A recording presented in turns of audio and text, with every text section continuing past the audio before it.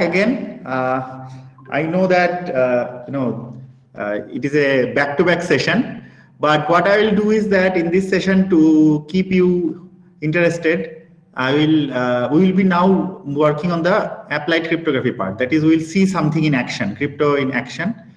Whatever we have learned in the first session, mostly on that only we will see how you can actually have the implementations, how they work in practice, real life cryptographic algorithms, and we will try to do something hands-on. Okay, means so if you want to do it along with me, then I will ask you to, if you are using Linux, you need to use Linux for this particular part. If you want to do it along with me, you can actually do this by using installing this OpenSSL. So we'll be using OpenSSL in some of the things that we are going to do now. So if you want to do it live along with the session, then you can actually start, you can install this. So the command is very simple, sudo apt install OpenSSL, and that's it. So this single line will help you to install OpenSSL, and you can use the commands that I'll be discussing to find out how crypto will work in action, like the applied crypto part.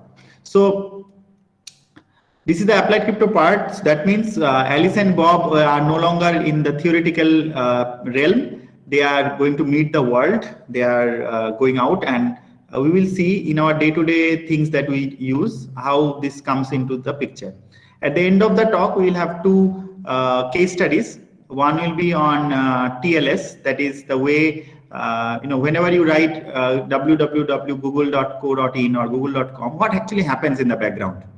Okay, we saw the cryptographic primitives that work in tandem to help achieve the various cryptographic goals. We'll see the ways this happens. How is it ensured that the communication is encrypted at the same time you know that you are communicating with google.co.in and not some imposter. Okay, so let's start then. I hope if someone wants to do it, they have already installed this OpenSSL. So sudo apt install OpenSSL, that is the command, OpenSSL SSL. Okay, so and you can use the OpenSSL version command to see which version has got installed. Fine. So the first problem that we learned today was one of the problems that we learned today was message integrity, and this will be the first problem that we will see today in the applied cryptography part. Okay, for other parts we'll slowly we will actually look into them. Okay, the next, so we are starting with message integrity. If you remember, what was the problem of integrity? That Alice wants to send the message to Bob, right? So Alice wants to send the message to Bob. For example, here she is sending a file, Linux, called Linux to Bob, right? And she, what is the challenge that we have? The challenge is that Eve can partially modify the message. So Eve can actually modify the message partially. That is a problem that we have. So whatever message Alice is sending to Bob, Eve can partially modify it, right? So, what is the target? The target is how can Bob detect any modification? That is the target. So if there is any such problem that we are discussing here, how can Bob detect that modification? So this is the main challenge that we are having at this point of time. We have already seen that cryptographic hash functions are the solutions to this kind of a setting. But today, now we will see them in action. That okay, we'll apply them. We'll see what happens in the output and what are the various things that can be done. Okay, so solution we already know is a cryptographic hash function. Let's move on and see. Just to recall, we have an arbitrary length input. This is the arbitrary length input that we have, right? And we are applying this hash function and we are getting a fixed short length output. But recently there can be variable length output also. So just to recall, this output can be 256 bits, 512 bits, 160 bits, okay, 224 bits, 384 bits. There are various standards based on which this length is determined. So property is it's a many-to-one function, right? It is obviously easy to compute. It has to be easy to compute. The forward direction is easy. Okay, the backward direction is difficult, right? So difficult to invert. Good. Next is you have the this is an example. Okay, so this function is known as message digest 5 MD5. Okay, this is a this cryptographic hash function, a old one, and this what we are doing is we are using Linux as an input to MD5, right, and seeing what the output is. So this is the output. Okay, and then we are using Limax, and then what we did was we just changed n to m here. This is the change we did, right? N was changed to m, this one, and then we got this output. Okay, now these are the equivalent Linux commands. That is echo Linux MD5 sum echo.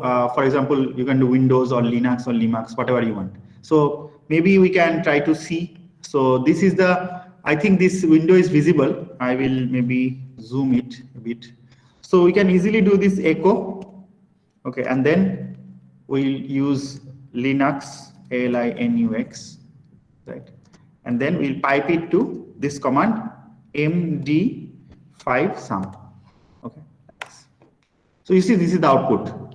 So you can easily verify that this is the same output that we saw in the slide, like 8217. You see it's 8217, right? Same thing you saw in the slide, this one. Fine. Now similarly, you can do others. You can do echo. I can just change this n, okay, to m, right? And I get a different output. Okay, so the MD5 is the hash function, and we are sending this value to this hash function, this text Linux and Limax to hash function, and doing this. Similarly, there are other hash functions. For example, in place of MD5 sum, you can do SHA sum. There is another hash function, SHA sum. You see, you have a different length. Now, one thing you can notice is the length of MD5 sum is this, while the length of SHA sum is this, because it's a different length hash function. So the output digest changes. Of course, the input length is same in both cases. It is Linux or Limax, but the output has changed based on the hash function, right? So this is the basic way you can actually play with hash functions in your own operating system like Linux. It can be done in Windows also. You have different set of commands for that. So this is the basic setting.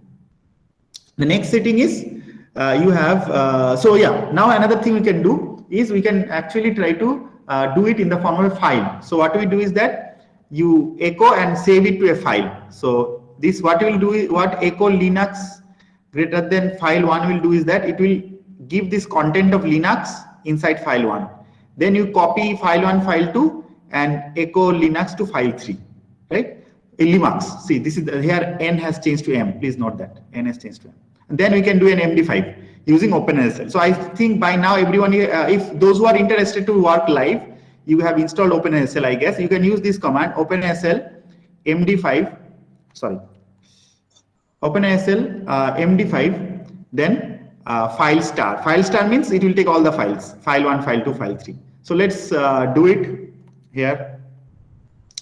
So what? So I have already created these files for you. So ls -l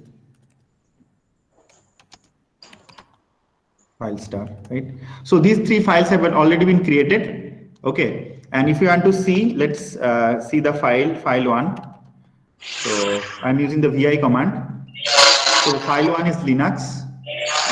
I think one of your mics have been accidentally unmuted, I guess. Dr. Kumar. So this is Linux here. This is the content of the file. And let's see what is the content of file 2. So it is also Linux. You can see here, right? And let's see what is the content of file 3. So you see it is Limax. You can see it is M, not N. This is M. The third letter is M, right? So these are the changes that has been done. And let's now do the OpenSSL command.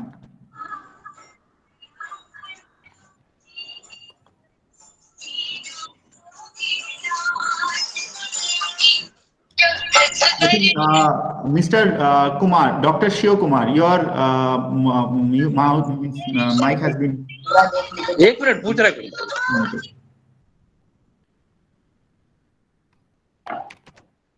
So let's do this.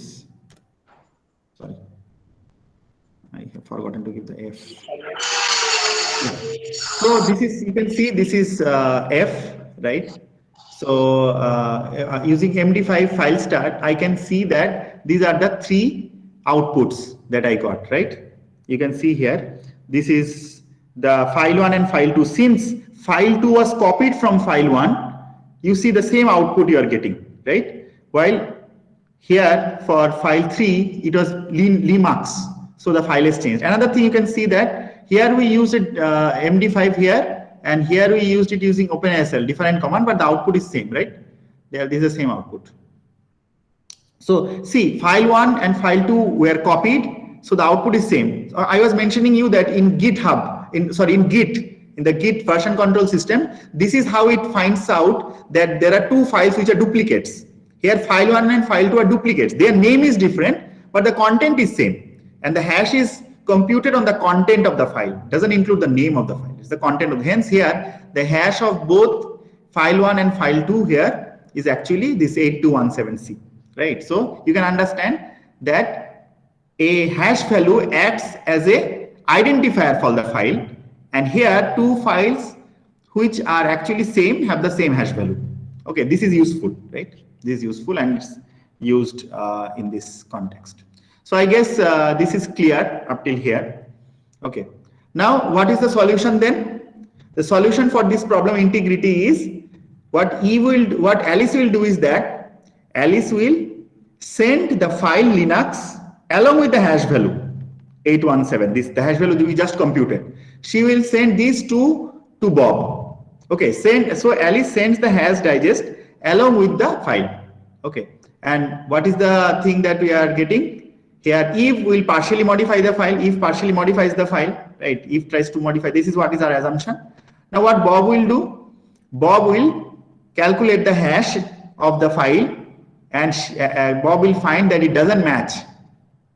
It doesn't match with the hash value. And whenever Bob finds it doesn't match with the hash value, Bob knows that the file was changed in the transit. Okay.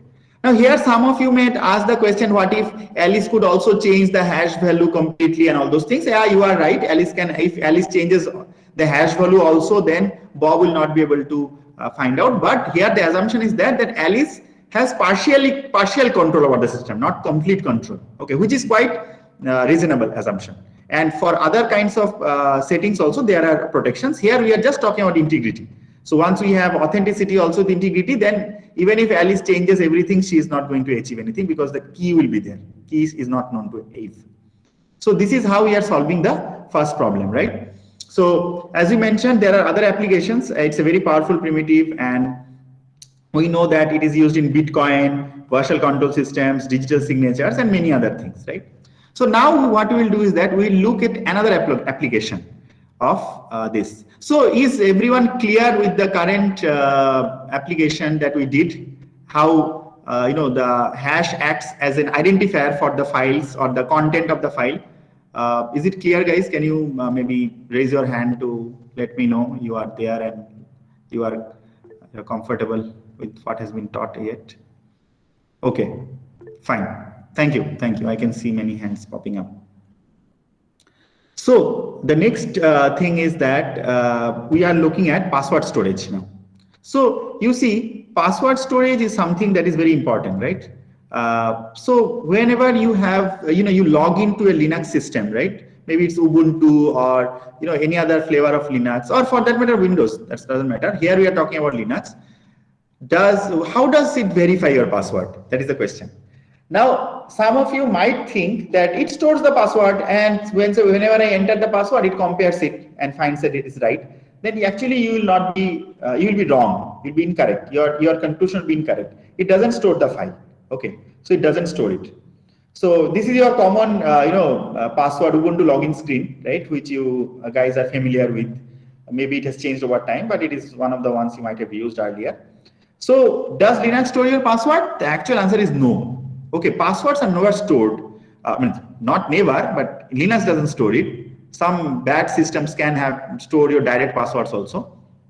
What I mean to say here is that when you store a password, actually you don't store it as it is. What you do is that you take the password. For example, the password here is IM#4VKU here. What you do is that you apply hash function. So you see, this is a compression function, right? The output length is smaller than the input length. That's kind of a thing. So this is a one-way hash function, and this is the output of the hash function, this 661D. This is what is stored in the password store.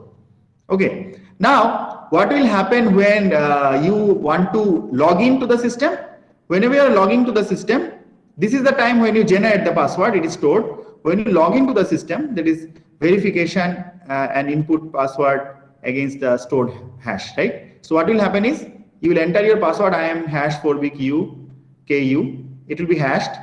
The hash value will be the same, right? You remember, if the input remains the same, the hash value will be the same. And then in the password store, it will find out whether for this current user, this is the password hash that is maintained. If the hash matches, then the password, you will be granted access. If it doesn't, you will be denied. So this is a very simple setting. Instead of matching the hash, instead of matching the actual password, you actually calculate the hash. And as we just established, that the hash acts as an identifier for the message. So here the hash acts as an identifier for your password.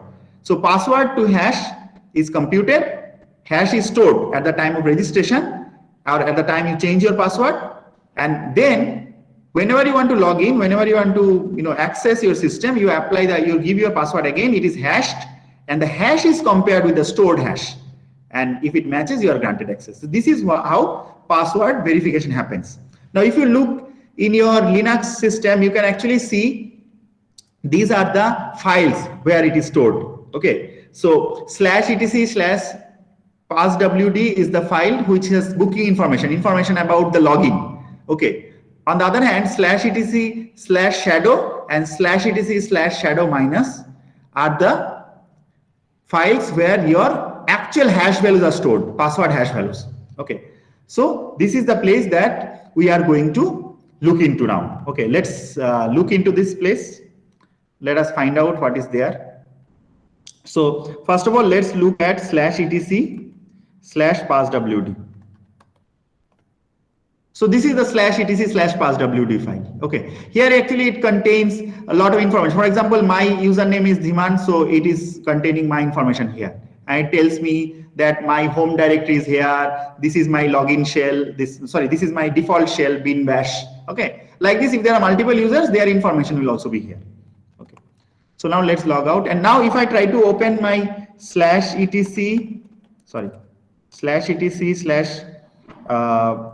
this shadow document, then if I open it directly, it is empty because permission is denied. It is a special file. Not everyone can access it. I need the password, right, to access my file. This is a root password, or the pseudo password is needed. So what I have to do is that I have to do sudo. Then I have to do this vi and /etc/shadow. Sorry. I will do. Now it will ask me for my password, which I am entering. And then when I enter the password, it actually gives me this entire thing, right? All the things. And you can see here actually, if I scroll down, it also gives my name, and it will give this is the hash value corresponding to my password. Okay. So these things are actually there. So the hash value is being stored. See, the same information is in the shadow- file also, which is a backup file. It is the same kind of a file. Okay. So this is how the passwords are being stored in the Linux system. Right. Now let's go back. And I think this was our first practical applied crypto thing that we did. So we saw how hash functions help in integrity. And we also saw how hash functions are being used for password verification, because they act as unique. They act as not unique, they act as identifiers for messages, and they can be used to identify passwords instead of actually storing the passwords. And remember, the interesting thing is, since there is a one-way property, no one would be able to find out from the hash value which the actual password was, right? Because it is protected using the hash value, using the one-way property of the hash function. Okay, it is very difficult to go back to the original message from the hash value. Remember, that was the pre-image property that we discussed. Pre-image, second pre-image collision, these are the three security notions of hash functions. Because of the pre-image notion, from this hash value, no one will be able to easily find out that it corresponds to IM hash 4VKU. And remember, there are multiple values that corresponds to this hash, right? It's a many-to-one function. Even if someone is able to invert it, there is no guarantee that they will reach to the same hash and same original password, right? They may reach to some other password, right? But even when I say this, theoretically it is infeasible. The hash functions that we use today, their complexity of finding inverting is astronomical. So you are safe in that sense. Okay. So at this point of time, I would like to do a survey and to find out if people have understood, because we are moving on to the second problem. So again, I will ask the participants if they can raise their hands and let me know that they are with me. They understand the current part that has been discussed. Can you please raise your hands?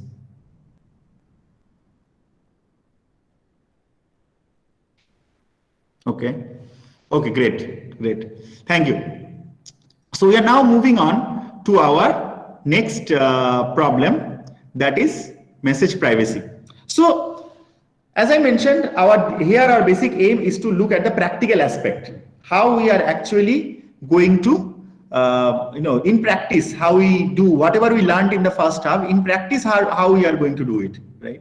So message privacy, if you remember, what was the problem setting again? That Alice wants to send a message to Bob privately. That is an important thing, privately, because she's sending it over a public channel, but she still wants to send it privately. That is, it should not be able, someone else should not be able to know about it. So here, this is the message again, the Linux file which she is sending to Bob.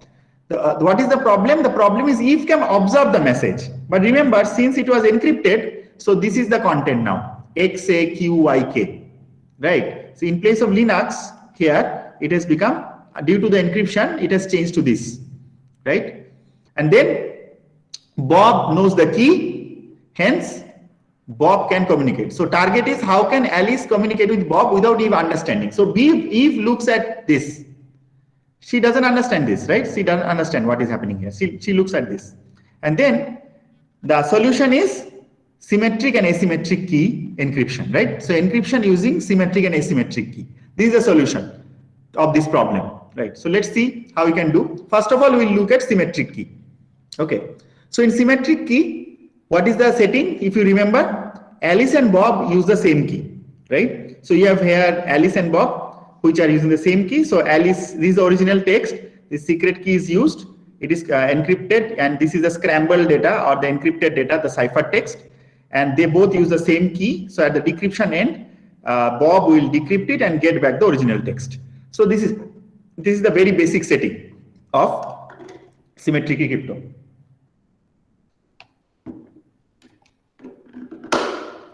So now let's do a hands-on using OpenASL.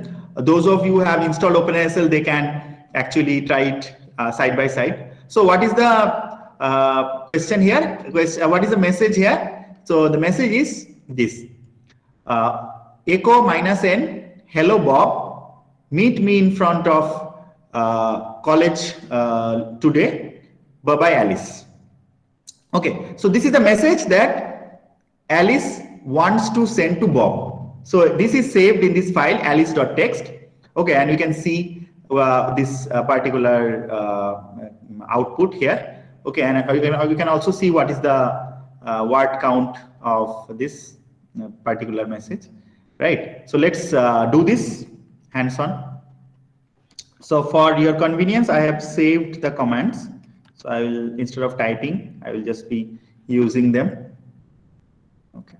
So you see, this is the alice.txt command, right? So I can take this, and so this is the file that you've created, alice.txt. Let us see, ls-l alice. So see, alice.txt has been created at 12:40, right? This is the current time. 12:40 it was created, and let's see what is the content of this file. So this is the content. Hello Bob, meet me in front of college today, bye-bye Alice, right? This is the content of the file. Fine. Now what we are going to do? Now we will do some other simple commands. We'll see the word length and all those things. So let's use the command file again. So we know the content. Let's do the word count. This is the word count. So it's 61, right? This is the word count we are having. Next, what we will do is that we will see it using the hex dump.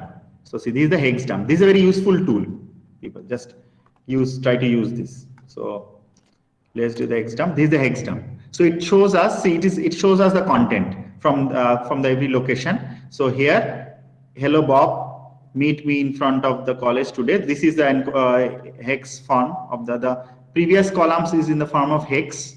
Okay. So this is the hex form, and here we are having the actual corresponding text. You see here, this is the text we know. So you can actually convert it to binary also. So this command here actually converts it to binary. So this is the binary form of the same file. So you see the and on the right hand side you have the text, right? This is the text. Hello Bob, meet me in front of college today. Bye Alice. The same thing. Okay. So we know that what is the situation in terms of the content. So let's try to see what is our next command. The next command is here. This is our next command. Okay. So maybe I'll go your slide first once to show you. So these commands we have all tried. The next thing is we'll try to actually do the encryption. Okay. The first command here is OpenASL. Here, this is OpenASL command. This is AES. AES is the algorithm, right? Remember AES 128 is the key size or the, right? This is the key size. And the block length is also 128. So the number of bits, a block cipher works on number of bits, it's 128 here for AES, 128 bits at a time. But our block can be bigger than 128 bits, so we need the mode of operation. This is CBC. This is a CBC. AES 128 CBC. This is what it's telling. So CBC we know, cipher block chaining, how the output, the cipher text is given to the next block and it is combined and we are getting a chain of cipher text, chain of outputs, right? E stands for encryption, -e. And what is the input file? -e is alice.txt. The output is bob.bin. And this tells us that I don't want to do a padding. Okay, this is what is telling us. So let's now see what is going to be the output. What is going to be the what should I say? The actual thing when we run it. Okay, so let's open the command. So this is the command that we just saw in the slide. So let me put it here, and you see it is telling me to enter the password because this is the key. We need a key, right? And the same key must be communicated. So let me put the key like SSTC123. This is the key I gave. Okay, enter. It will give. It is telling me to re-enter the password, right? So let me give it again. SSTC123. Okay. Now see, it has given me an error. There is an error. Okay. What is the error? Let's read it. Okay. Remove. Forget about the first part. Go to the next last part here. It is telling me data not multiple of block length. Right? You see. Remember what was the length? It was 61. So if you convert, you can see that it will not be a multiple of 128. 128 is the key size, right? You remember this is the command we have given. AES 128. But we have also given it the command to not to pad. This was the no pad command, no pad, right? Not to pad. That means we have to do the padding. So let's run the command again. But this time we will remove the no pad thing. So we have removed the no pad. Sorry. We have removed the no pad, right? So now let's again run it. It is asking me the password. SSTC123. Again, SSTC123. Fine. Now it is done. It has not given. It is giving some warning. Forget the warning. But there is no error. The error is gone, right? So now, what was the file we created? Bob.bin. Let us see if the file got created. ls-l bob.bin. See, 12:44. This is the time, current time, right? This is the time the file has been created. Bob.bin, right? So we have successfully created the cipher text. This is the cipher text. Let's now go back to our command and see how this ciphertext looks like. Okay, so we will do this,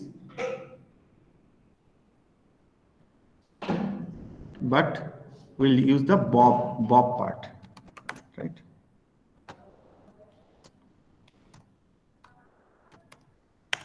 See, this is the ciphertext.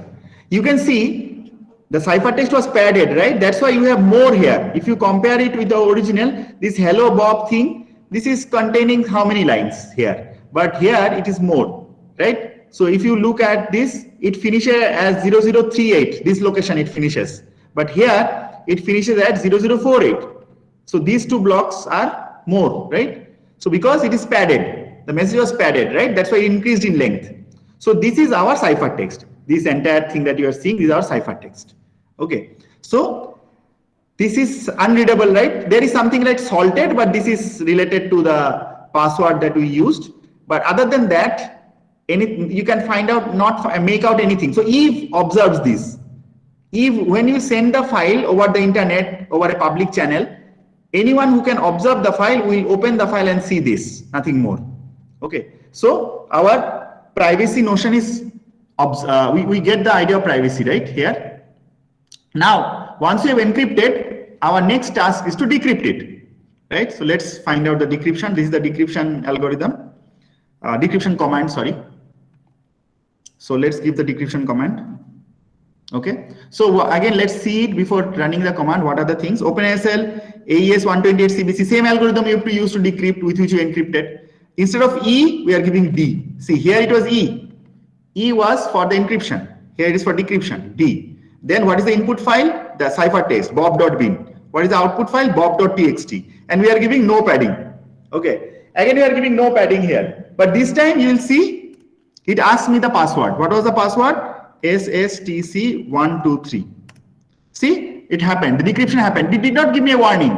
Because for decryption purposes, since it was encrypted already, and the encrypted text is actually a multiple of, because it was already padded. So it is a multiple 128. So it has not given us any error here, right? And then if I now try to look at using our command, we will give bob.txt, txt. So let's see. See, it's the same message has come in bob.txt. Hello Bob, meet me in front of the college today. Bye bye, Alice, right? So the same message has come. So this is what we are actually getting from this, right? So you can open it and check also. So if you want to open the file bob.txt, you can see this is bob.txt, and at the end you can see there are some extra characters, right? These are the extra characters because we gave no padding. So these are the characters that got added because the padded bits were not removed. The padded bits are not part of the message. They are just there to make the message a multiple of 128, but they are not removed. Now, how to get them removed? In the decryption text, you remove the this no padding thing. So padding has to be removed. So let's run it. Asking the password SSTC123, and it got decrypted. Let's open the file again. See, this time there are no separate characters. It finishes at Alice because the padding bits have been removed, right? So this is how using AES you did a symmetric encryption. You used everything that we learned today in the first class, in the first session. We have done padding, we have removed the padding, we use the mode of operation CBC to encrypt multiple blocks, right? And we also decrypted. So this gives us an idea of this part. So Eve doesn't know the password, so Eve's decryption should fail. Let's do one thing. Okay, I think we should do one more experiment. Let's try to decrypt it from the Eve's perspective. For example, this command is being run by Eve. Password, Eve doesn't know the password. So let me give some random thing. 1, 2, 3, 4, 5, 6, 7. This is the password I've given. Enter. Okay. So it is giving bad decrypt. Why it is giving bad decrypt? Because the password did not match the length, right? So what did we give? We gave, I think, okay, let us see. Okay, what are the things we gave? Let's try to find out once more.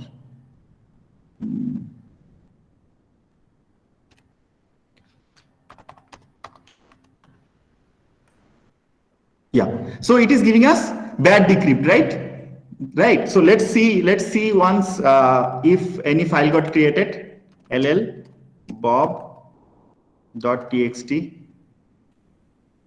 Was the file created? So it was created, right? Let's see what is the file content. Maybe sorry, txt file. See, the content is garbage, right? The file was decrypted, but the content was garbage because the key did not match, right?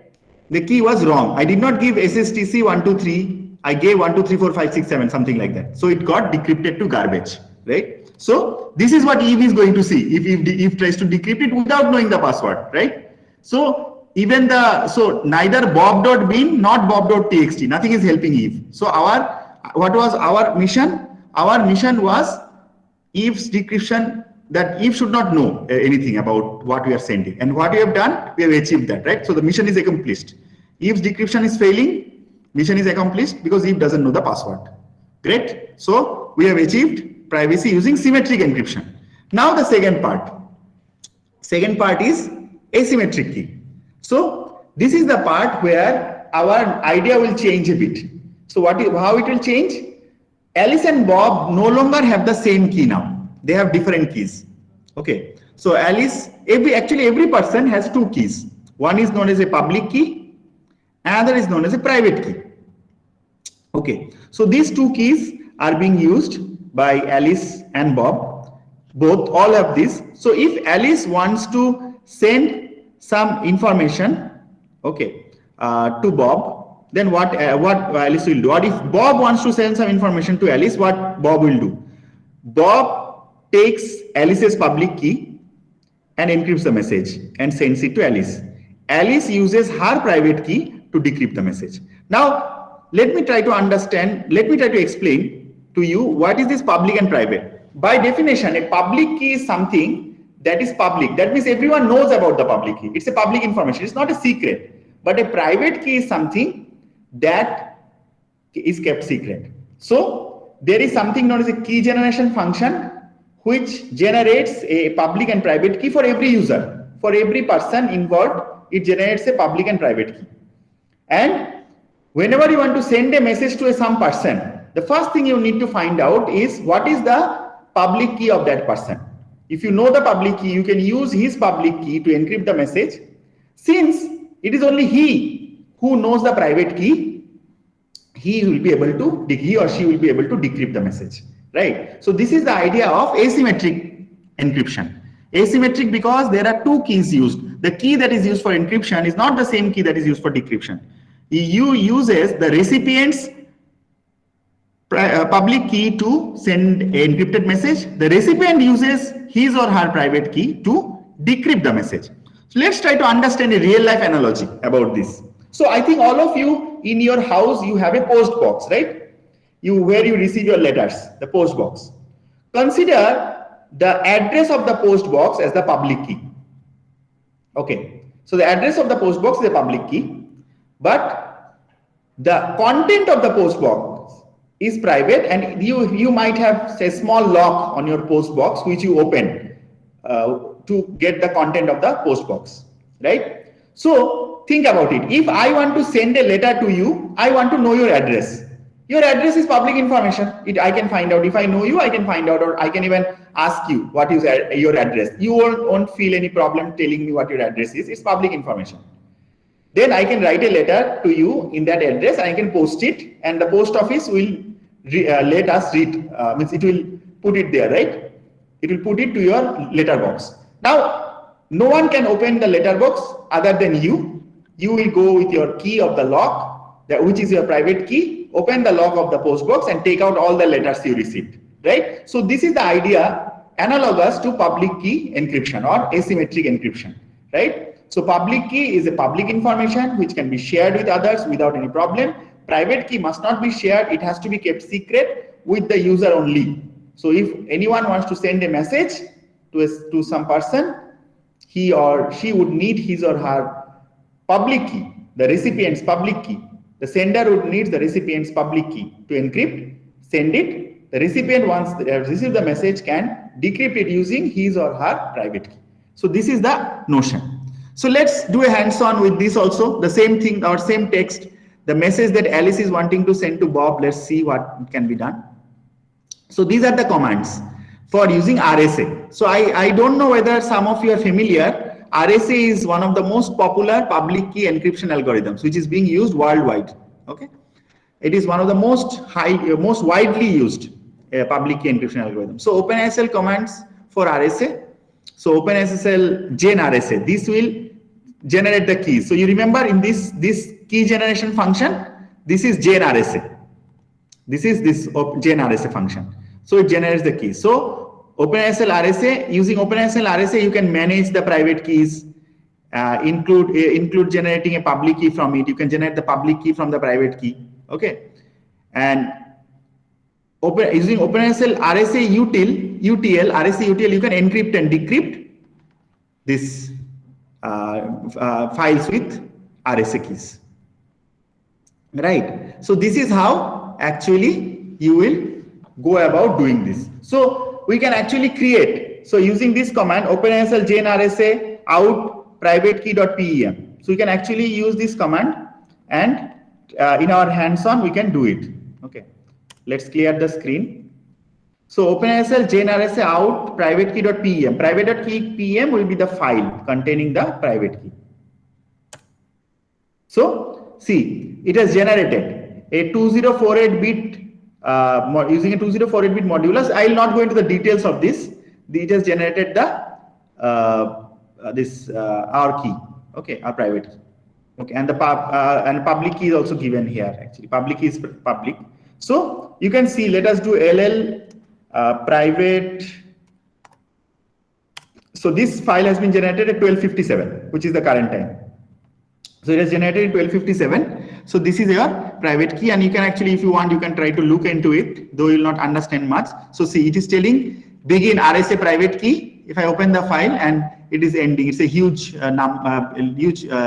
encoded string, right? It is the private key. We should not share the private key with anyone, right? We have to keep it to ourselves. Next, what we need to do, we need to find out we need to actually, if you want to see what is the public key, we can use our commands for finding out the public key. So this is the command OpenSSL RSA in private key out, pub out is the public key. So we can use this command to actually generate the public key. So let's put it. So OpenSSL RSA input is the private key, output is the public key, and it has written the public key. Let's do LL public key.pem. See, it has generated 12:58. So you can actually see this is generated just now. Let's look at the public key. So public key, this is the public key. This is the RSA public key. Okay. So you can see one thing, the public key is generally shorter than the private key. Okay. There are reasons behind it, which I will not be able to explain in this short period of time. But you have generated the public and private key. So whatever, so we have actually accomplished this. This operation is done. So we have generated the public and private keys. They have been generated using the functions, using RSA. So we are using the RSA encryption, asymmetric encryption algorithm, and trying to, we have generated the public keys. Now the next thing is same. We have to create the file which is already created, and we will now encrypt it. So this is the command OpenSSL RSA util. Remember, RSA util is the command. RSA UTL utility is the command that is used for encrypting, decrypting, right? So we are using this command. Let's copy it, and we'll paste it here. Let's try to, sorry, it is the old command. Not copied it.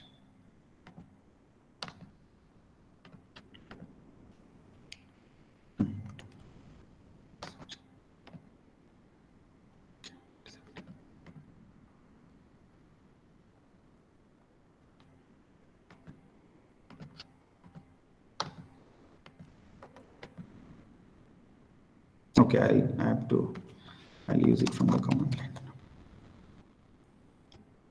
Yeah.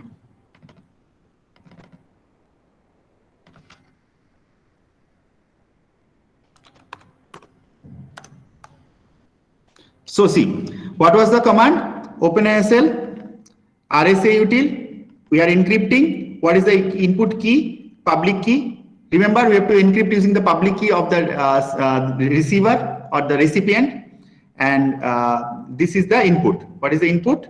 This is the input is alice.txt, right? And the output is bob.bin. Fine. So let us see if bob.bin file got created.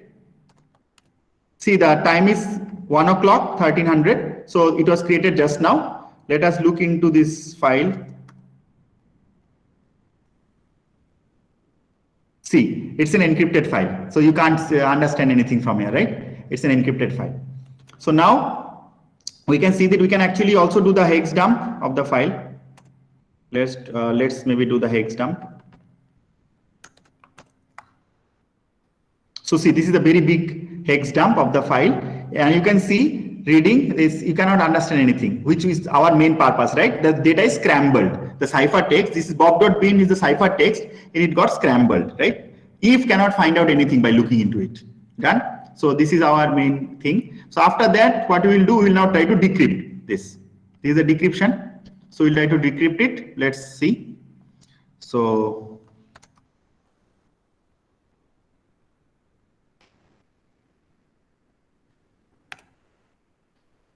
this is the decryption. Same thing, just RSAutil, you use the decrypt command. This time the key used is the private key. Remember, for decryption, for encryption, the input was public key. For decryption, the key is private key. And we have given the bob.bin file, which was a cipher text, and the output is bob.txt. Let's see bob.txt got created or not. So this is C1301. So bob.txt got created just now, right? So let's see the content of bob.txt. See the same message. Hello Bob, meet me in front of the college today. Bye-bye Alice, right? So this thing is done. So we are able to recreate it. Right? So using both symmetric and asymmetric encryption, we have been able to encrypt and decrypt files. The only difference in symmetric and asymmetric was in symmetric you use the same key to encrypt and decrypt, while for asymmetric you have to use the public key for encryption and private key for decryption, right? So this has been done. So now before concluding, before moving on to the next problem, I want to understand if all the participants got the idea of this privacy and the practical experiments that we just did. Did you understand it? Please raise your hands if you understood these experiments. Okay.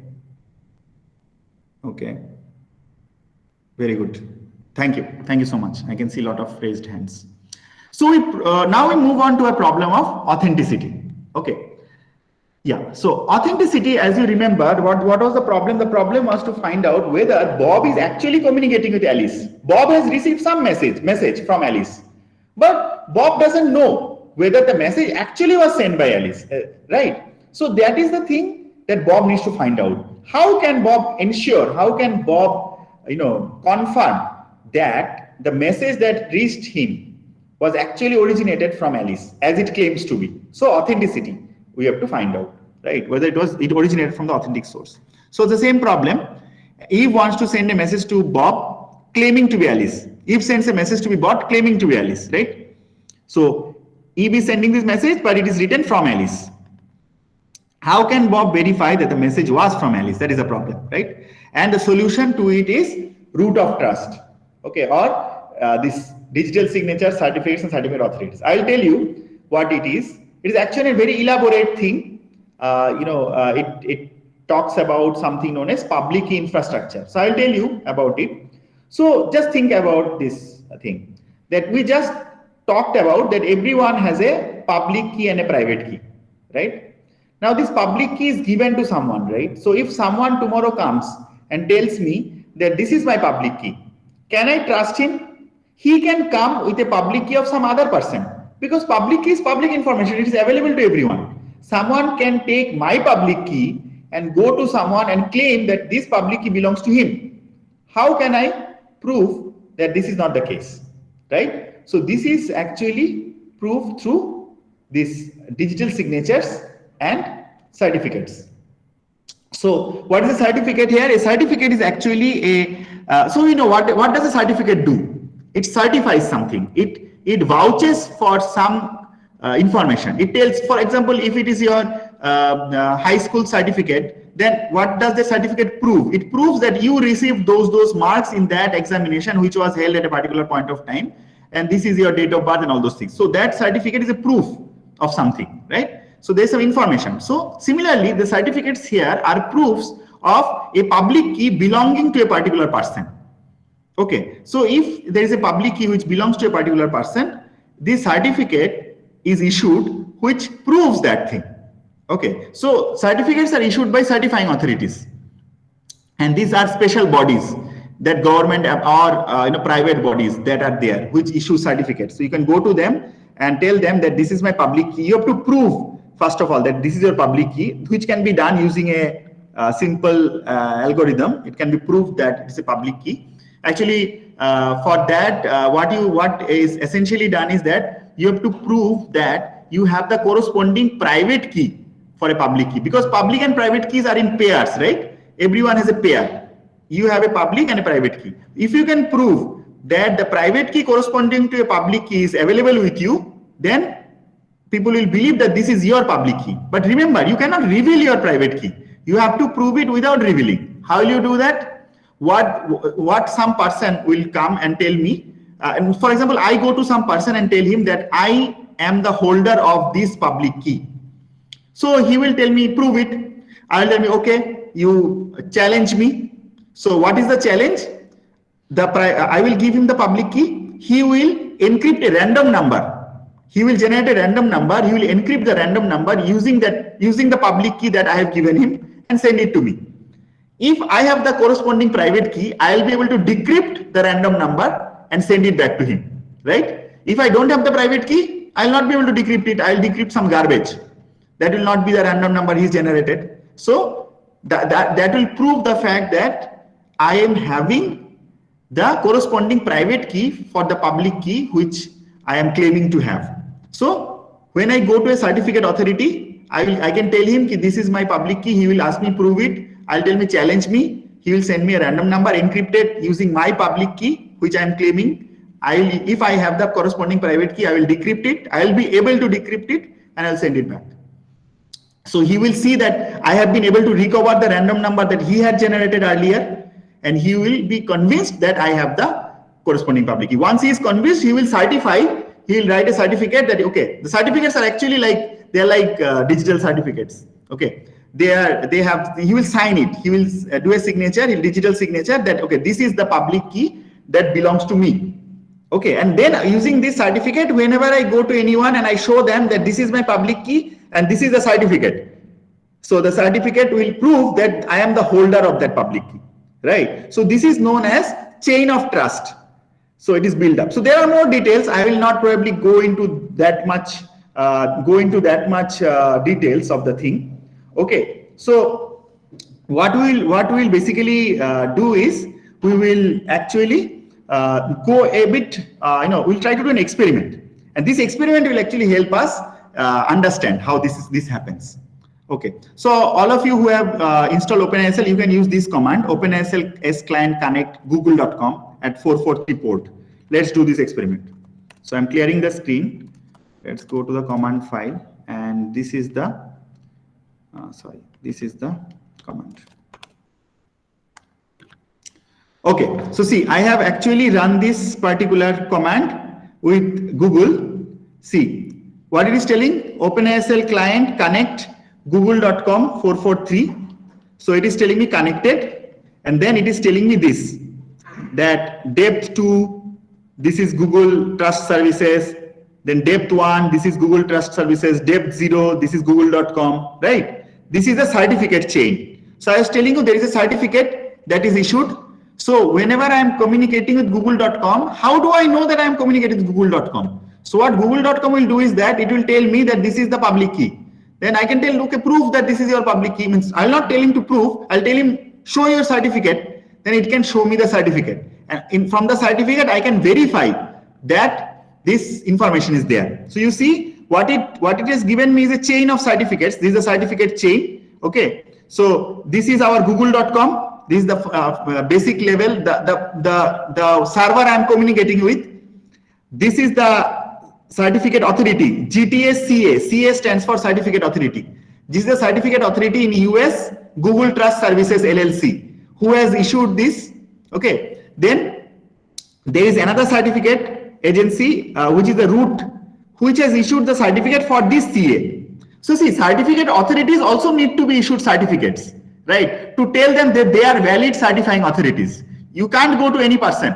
Whenever you go to someone to issue your certificate, you must know that that is a legitimate certificate authority. How do you know it? Again, by the same principle, using certificates. So, but this is certificate chain. someone is issuing certificate to me, someone else is issuing certificate to him, then this chain is going on, but its chain has to stop somewhere, right? That is known as the root of trust. It stops at a root. Here this root is GTS root R1, right? That is the global sign root CA. Okay, so this is the global sign root CA, right? So this is the place where it stops. This is the root of trust. Okay, in India, the Indian government root of trust is known as CCA. CCA 2014. This is Controller of Certifying Authorities. That is the name, CCA India. Okay. Now see, this is the certificate that it is sharing with us. It is again encoded. We can't see anything from it. It is encoded. This certificate has been shared with us, and then there is some handshake that has happened, and finally we know that we are communicating with google.com. Okay, so we have communicated google.com. This is confirmed. So this is how the authenticity is established. Now let us try to see what is there in this certificate, right? Let's try to use the command. So this is the command, and I will paste it, and then sorry. O was not there. Yeah. And then what I have to do is I have to copy this certificate. Whatever is between this begin and end, I'll take this, copy it, and paste it here.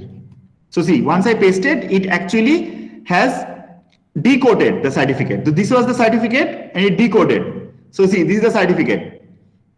So what is the signature algorithm? Again, it is using some algorithm, SHA-256 function, RSA encryption it is using. Okay, then Google Trust Services, right? This has been issued to google.com. This certificate was issued to google.com. This is the validity of the certificate, November 29, 2021. It is valid from November 29 to February 21, 2022. That means after February 2022, another certificate has to be issued. This certificate will expire. So similarly, you have the other certificates. I'll not go into the details. Okay, you can find it out. But what I mean to say is that there's a chain of trust. You have google.com, which is the end entity. From google.com, it is going to Google Trust Services. From Google Trust Services, it is going to Google Root CA. So it's a chain of trust, one after the other. Okay. So this chain of trust is established. Before we communicate with google.com, all these things are happening. Right. So this is how the authenticity is being maintained. Authenticity is being established. Right. So I'll not go back to the slide again. So we understand this certificate. We have already seen this, that what the certificate means, and what's inside a certificate, that also we saw. There is validity, all the information that is needed to verify that we are communicating with google.com only, that is there inside the certificate. So this brings us to the end of the authenticity part. We will now proceed with a case study. We will have two case studies in our today's session. The first case study will be with TLS, that is what happens when you write www.google.com in your web browser. What are the things that happen in the background before you get the google.com page? The page that you see on the browser, what happens before it? What are the things that happen in the background? That we will see. But before that, I would like to ask everyone if you got the authenticity part, at least the intuition maybe. I don't know how much detail I could have given. If you got it, please raise your hand so that I can understand that you got it. And if there is a question also, you can ask.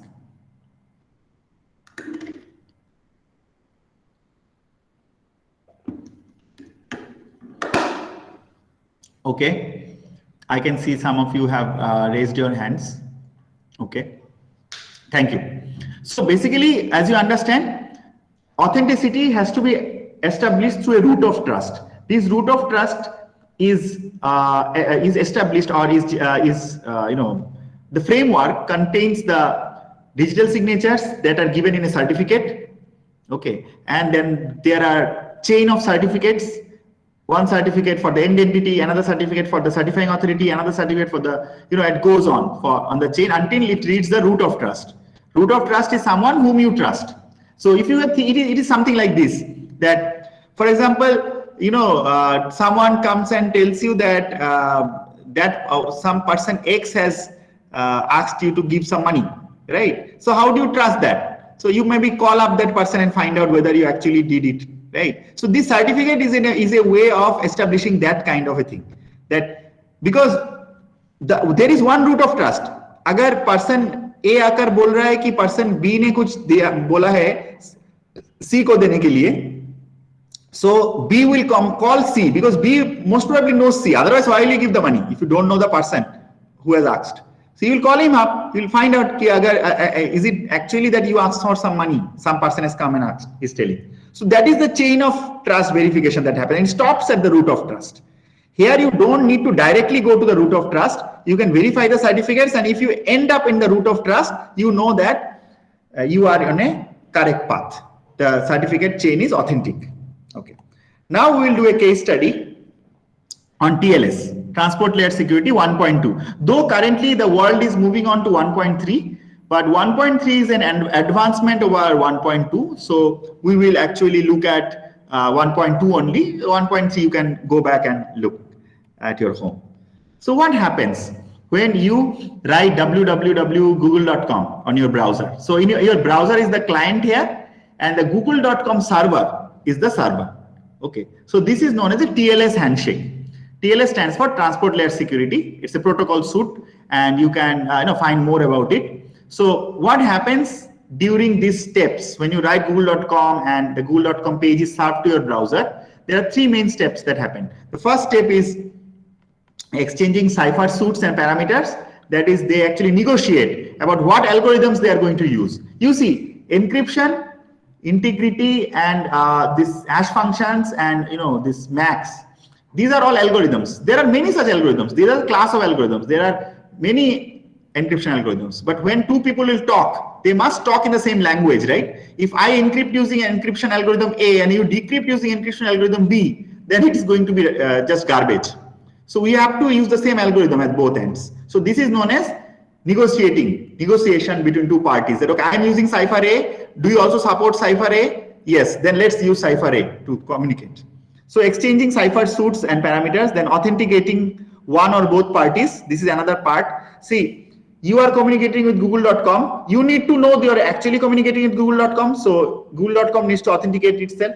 Then again, you might also need to authenticate yourself to google.com. So it can be either or both. Okay. In most cases, it is one way because of our basic requirement, basic setting, but it can be both ways also. And last part is exchanging symmetric session keys. Symmetric key is used at the end, at the last. Once everything is done, at the last you create the session key and then you communicate using the key only. Key agreement will happen, key exchange or key agreement will happen. You know that keys have to be exchanged. Before that, you can't encrypt. You used to use, for a symmetric session, you used to use the same keys at both ends. Okay. Next thing is, we are starting now with the protocol. The first part is the client hello. So whenever you are doing this, writing www.google.com, actually it starts with a hello. So the client sends a hello message. What it tells is that I am capable of these things. I can encrypt using AES, I support RSA, I support this. All the capabilities are advertised. Okay. And it also includes a random number. It's known as the client random. It sends it. This is known as the client hello. The second part is the server hello response. So client is telling hello, server is responding with a hello. So what server tells? Server lists the parameters selected from the provider list. So client has sent a list of parameters, list of ciphers it supports, other parameters. Server selects one from there. Okay. This, of course, server also needs to support something which is there in the list. If the server doesn't support the same, if they do not have common capabilities, they cannot communicate, right? That is understandable. So the server also selects a random number, and after that, it selects one of the list and sends this information. This is the server response, server hello. And then what happens is, it sends a certificate. Server sends its SSL certificate chain. We just found out the certificate change, right? That the chain of certificates was received in that. Okay, I'll go back if you don't recall. Whenever we executed that command, this OpenSSL, this was the communication with google.com. It returned the certificate chain. See, the certificate chain was returned by google.com. So it has returned the certificate chain, right? So it returns the certificate chain signed, and its certificate signed by the CA, the certifying authority. If you look at there, its certificate, it has sent a certificate which was signed by this this GTS CA, right? This was the google.com. It was signed by GTS. This is the CA. It has sent it. Then allows the client to verify the certificate is legitimate. So now once the certificate is sent to the client will verify whether the certificate is genuine. So this is how Bob is verifying that it is actually Alice who has sent the message. Also, it can verify server's possession of the certificate's private key, right? So it can also verify. It can ask the server, do you actually have the private key? Then the server will, then it can make a challenge response. It will send a random number. Server can decrypt the random number. It will encrypt it using server's public key. Server will decrypt it using its own private key and send it back, and it can find out. It can verify the server's possession, right? So this is the third point. Next point is key related exchange.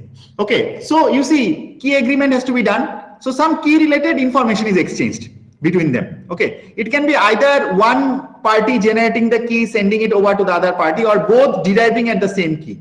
It's like a key agreement, agreeing on the same key. Both give a share to the key and come to a common key. It is not that one party is generating and another party is receiving, not like that. So this is done, the key exchange. After the key exchange, server is done with its part. So tells the client that it is sent over all its messages. So it's the server hello done message. So it is telling that I am done from my side. Server is telling.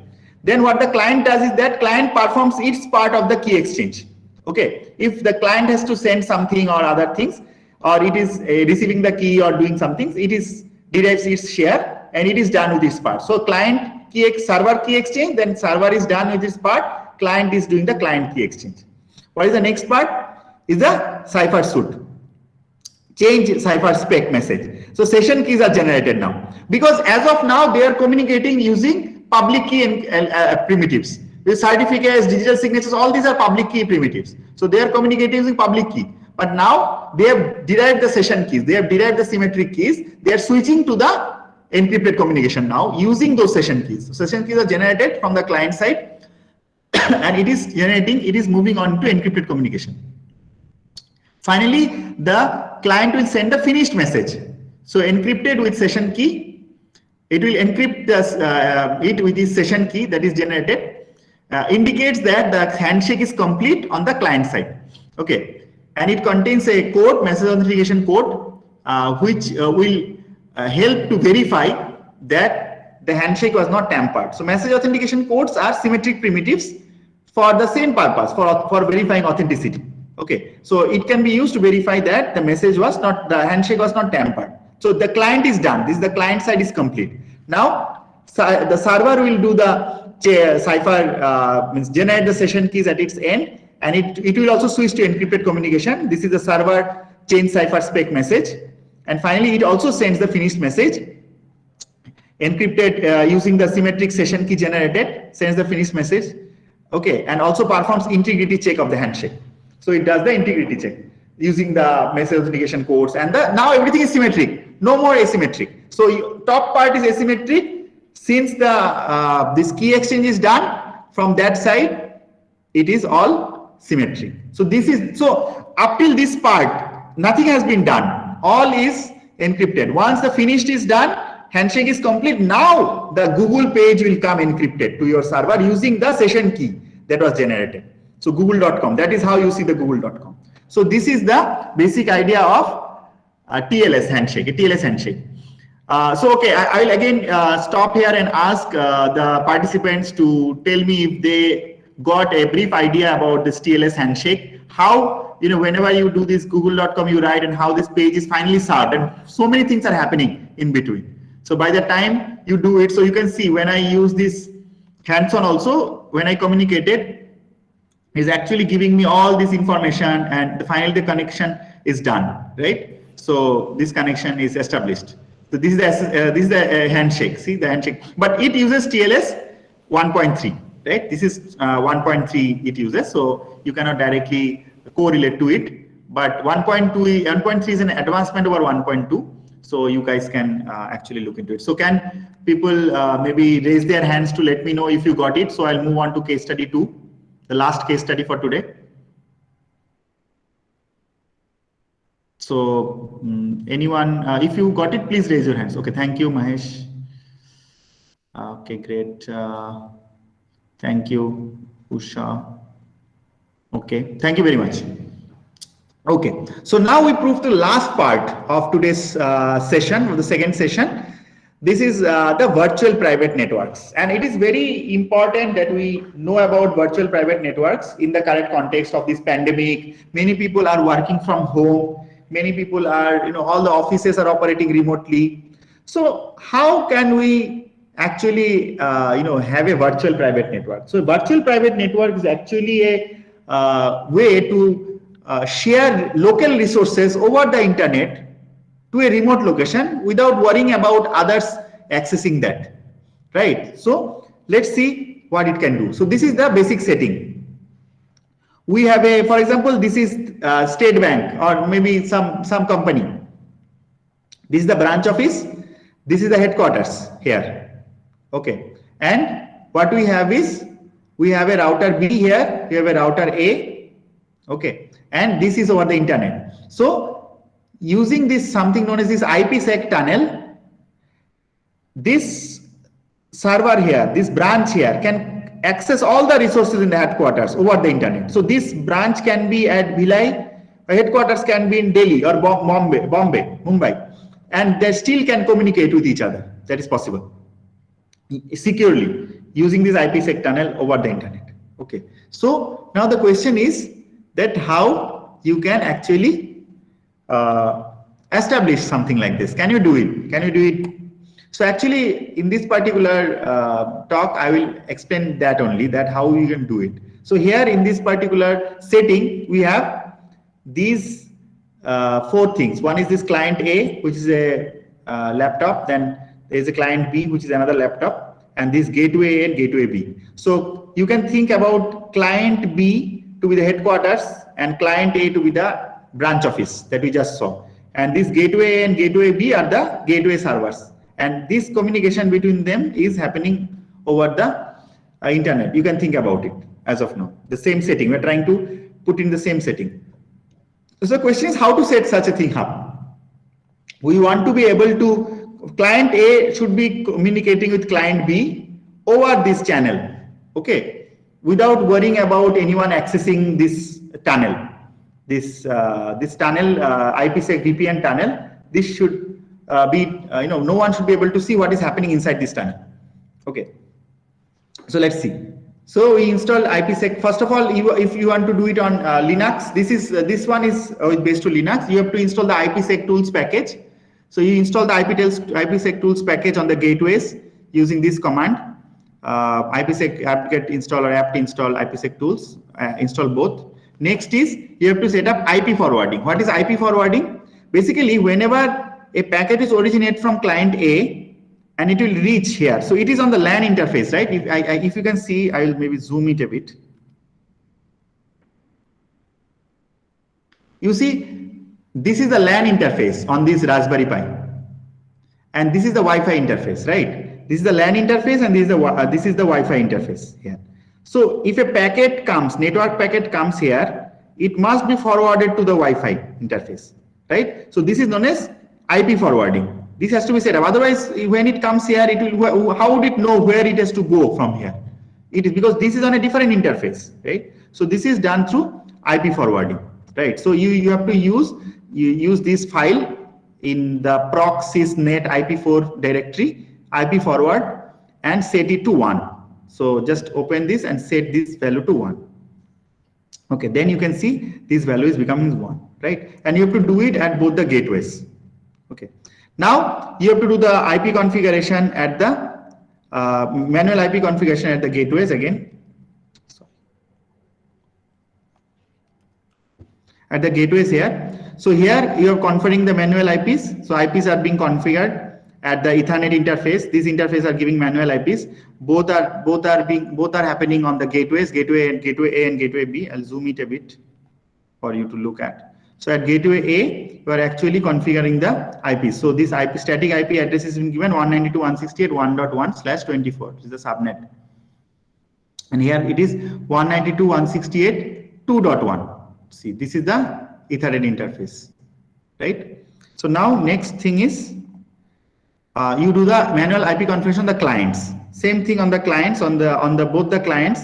What you do is you take this, you have assigned this address 192.168.101.101, and this here the IP address is 192.168.2.111, right?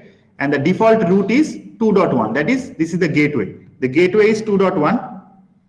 You see here we have given the default route 2.1. The gateway is 2.1. So all the requests will come to the gateway.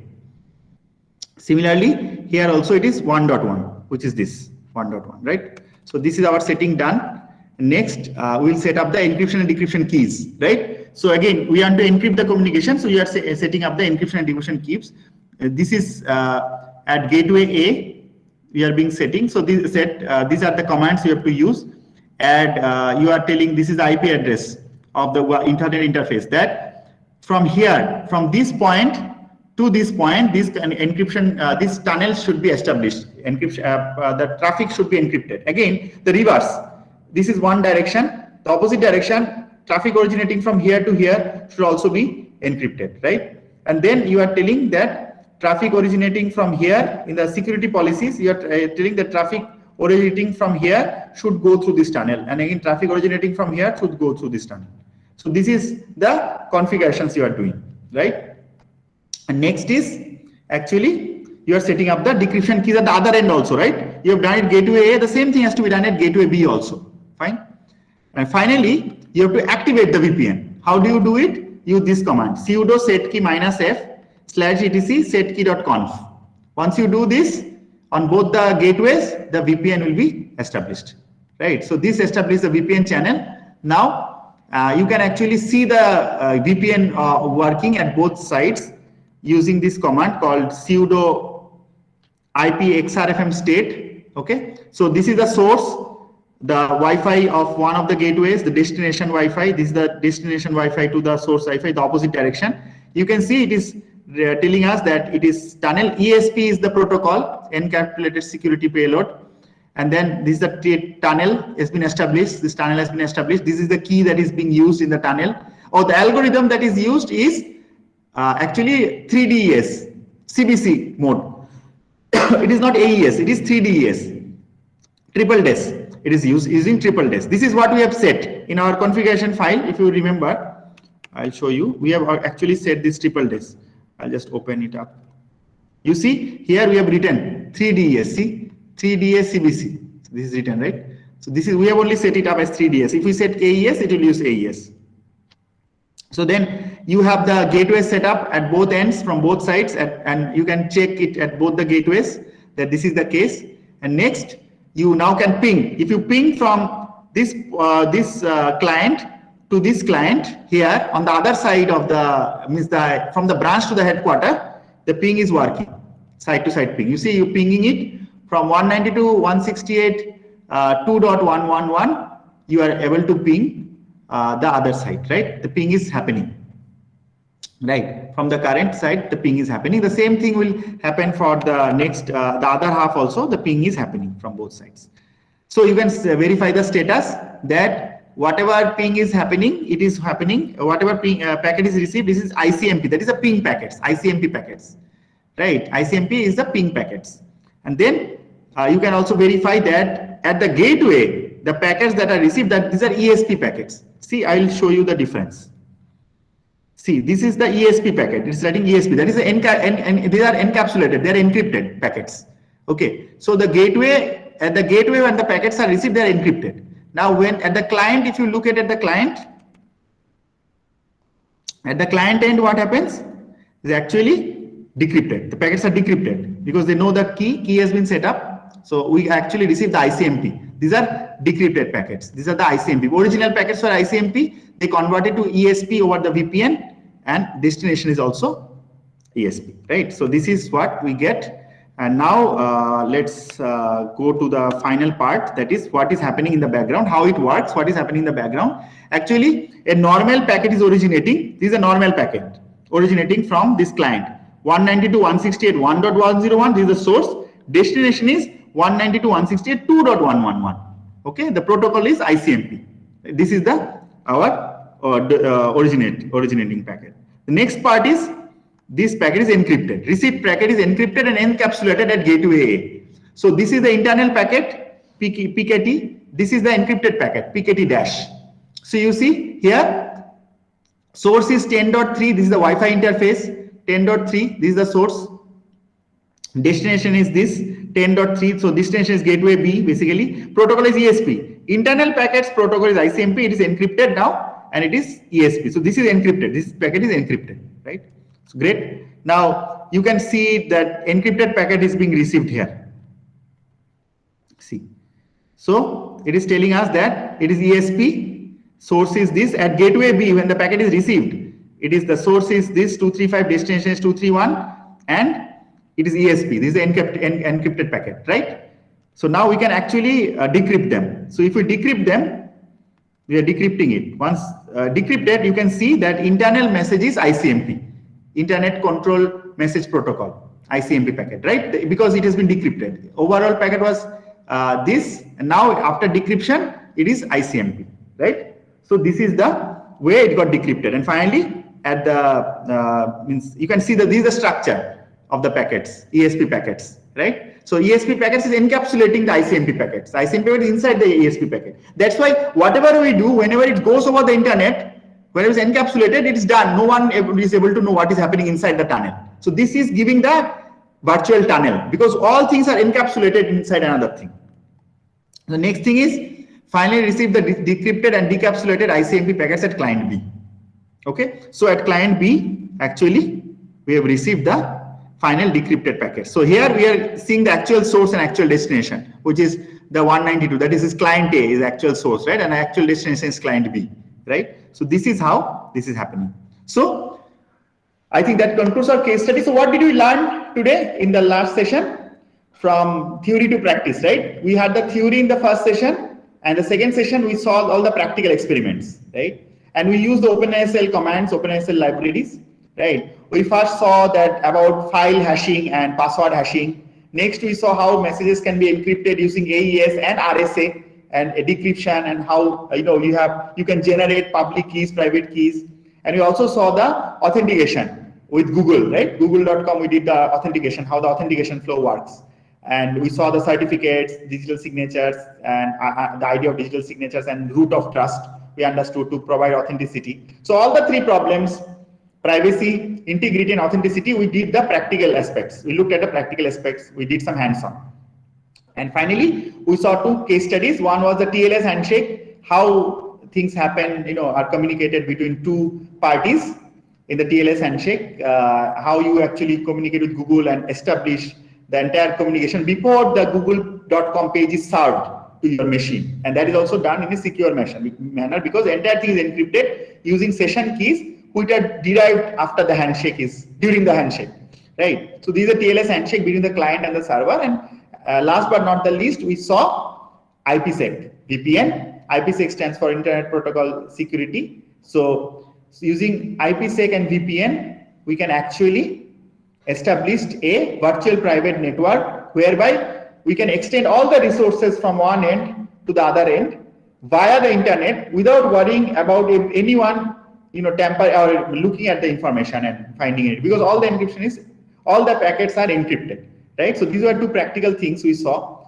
Once again, this is the last slide. Yeah, I'll take the question. Yeah, this is the last slide again. You can ask me questions. I think I saw one question. Let me see. If you have any further queries, you can always visit my group's website. This is deciphered, d.ci.phe.red, or you can visit my homepage also at dhimanes.in. And if you want to send any message or you want to find out something more, you can do. Let me take the question. Let me look at the chat. Okay, during public key exchange, is it possible to do attack? Actually, see, the public keys are not vulnerable. Means public keys are meant to be public. Even if you do a public key, there is no problem in that. If the public key is known, public key is visible to someone, there is no problem. But if you mean to say that by key exchange, that how the keys are being exchanged, that part, then I must tell you that the key exchange algorithms are also protected. You never send the key in the clear. Whenever you are sending a key to someone, you can encrypt it using the public key of the receiver. That is called one way of key transport. If I want to send a key to a person, I can use his public key to encrypt it so that he can receive it and decrypt it using his private key, whatever key I want to send him. Generally, symmetric keys are sent using this because asymmetric key is slow. Asymmetric encryption is slow. We want to use symmetric, but the problem with symmetric is key exchange. How do I send the same key to the other party? So you use the encrypted, you use the this encrypted communication, the public key encryption to send the key, and then once the key has been sent, you use the private keys, private key or the secret key communication, right? So this is actually one of the ways to do it. The next thing that I must say is that there are other ways of exchanging keys. It's known as key derivation. So what you do is that you send a share. You don't send the entire key. So party A sends a share, party B sends a share, and both of them use the share to derive a key. That is also protected from any kind of public. If you send over a public network, it's not a problem. Right? I hope it answered your question, Mr. Murli. So I guess that would be the end of this session. And I am still, if anyone has any question, please feel free to ask me. If you want to, follow it up later, also that is also not a problem from my end. Okay. So please, the last thing I will ask that at the end, once again, if you guys got it, can you please raise your hands to tell me that the concepts were more or less clear? Can you please raise your hand? Okay. Thank you very much. I can see many people raising hands. Thank you. So that will be all from my end, and I thank you again for inviting me to this refresher program, and I hope that these sessions were useful, and I hope some of you would take up cryptography as your research area or your work area and maybe teach this subject to your students. That will be very good, because we need people who are trained in security and who know the underlying principles of cryptography and to help design better software, better secure implementations and everything. So all the best to all of you, and thank you again for inviting me. Thank you, Dr. Dhiman, for providing this, for giving us this very, very, very nice session, and it's very informative and very nice session. I think all the participants must be benefited by using this hands-on session and different practical aspects of using this practical aspects of the applied cryptography topic. Dr. Dhiman has very well explained using two different case studies. So thank you, sir. Thank you once again. Thank you very much, and all the best for the rest of the program. Bye. Thank you, Dhiman sir.